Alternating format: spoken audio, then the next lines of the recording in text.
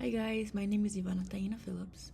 I'm one of the many people that work in the math zone, and today I'm going to be talking about the introduction to the unit circle. So a couple of things that I'll be focusing on in this video are background information that includes the equation of a circle, why is it called a unit circle, describing trig functions, as well as special right triangles and tips and tricks for filling in the unit circle. However, we will only be specifically looking at the first quadrant. As far as the equation of a circle, this is something you have probably seen before in class. For this, it gives that x minus h squared plus y minus k squared is equal to r squared, and this is the equation of a circle. This specific circle is true for h equals 0, k equals 0, and r equals 0. So our radius is always going to be 1. That is why it is called a unit circle, because the radius is 1 at all ends. K is equal to 0. If we change our k value, that is going to move our circle up and down. If we change our h value, that's going to change our circle left and right. Now, we are going to draw a unit circle. So we're going to first draw a right triangle whose hypotenuse is exactly one of the radii of the circle. I'm going to label my x and my y coordinate or values, and I am going to put a random point. This is a random point on the graph. However, theta is made at one of the vertices of the triangle. As far as describing trig functions, you guys have probably heard of SOHCAHTOA. For sine, it is opposite over hypotenuse. For cos, it's adjacent over hypotenuse. And for tan, it's opposite over adjacent.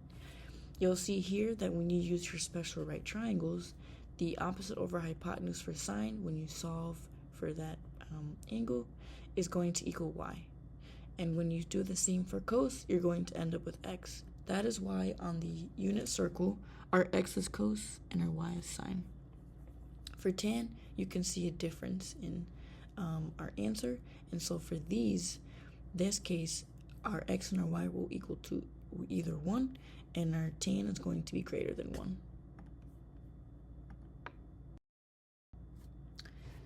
So now we're going to indulge in a quick recap. This will help us later when we are looking at the first quadrant of the unit circle.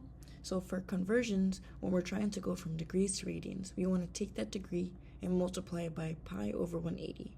Our 180 degrees is in the denominator so that our degrees can be canceled out and we're left with radians.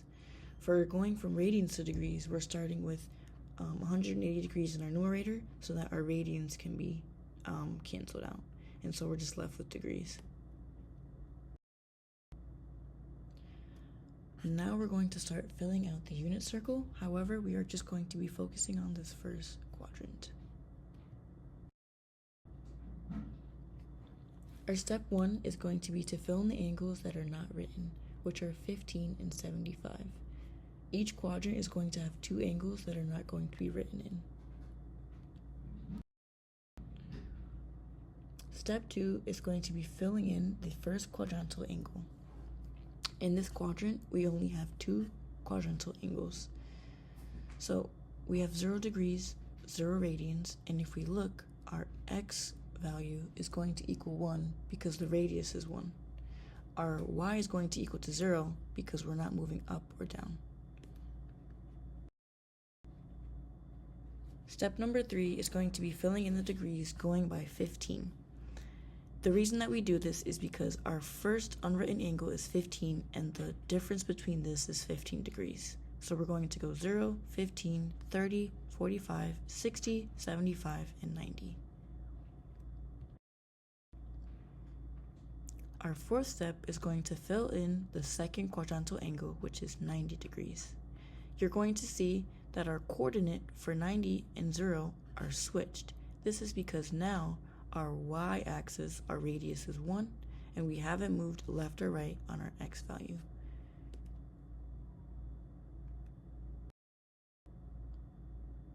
Step number 5 is going to be finding the first radian measure for 15 degrees. This will help us as we can continually fill in the rest. And if you remember, going from degrees to radians, we're going to take our degree and multiply it by pi over 180. So we're going to do 15 and multiply it by pi over 180, which gives us 15 over 180 radians, which can be simplified to pi over 12.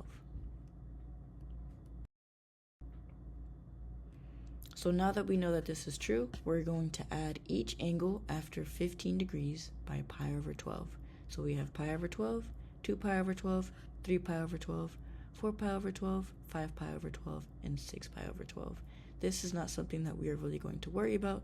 However, all of these values can be simplified, which is why we have pi over 6, pi over 4, pi over 3, and pi over 2.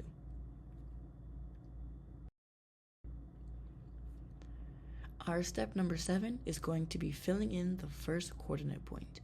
This is where our special right triangles come into play. So we're going to first look at 30 degrees. What is the cos and sine of 30 degrees? So the cos of 30, we know that in SOHCAHTOA, cos is adjacent over hypotenuse. And if we look at our triangle here, our adjacent to the angle of 30 is that radical 3, and our hypotenuse is 2. For sine of 30, we know that sine is opposite over hypotenuse, and so for this angle, our opposite is 1 and our hypotenuse is 2. So this is going to be filled in to here. Now, we're going to use our special right triangle of 45, 45, 90 for cos and sine of 45. Again, we know that cos is adjacent over hypotenuse, and so if we look here for that 45 angle, our adjacent is 1, our hypotenuse is 2. For sine, we're looking at, again, the opposite of 1 and the hypotenuse of radical 2. And so this is most commonly going to be written into the unit circle. You'll see on the next slide that this is going to be here, and we can switch that. So to rewrite this, we can rationalize. So we're going to multiply both the numerator and the denominator by radical 2. And we're left with radical 2 over 2. That's why you see this written here. However, both of these are correct. Our 8th step, and you're probably wondering, what happened to 60 degrees in the last slide? Well, if we do the math and we solve for cos of 60, we are going to look at this angle and we see that our adjacent is 1, our hypotenuse is 2. For sine, our opposite is going to be radical 3, and our hypotenuse is going to be 2. You can see that for 30 degrees versus 60, our coordinates for x and y are switched.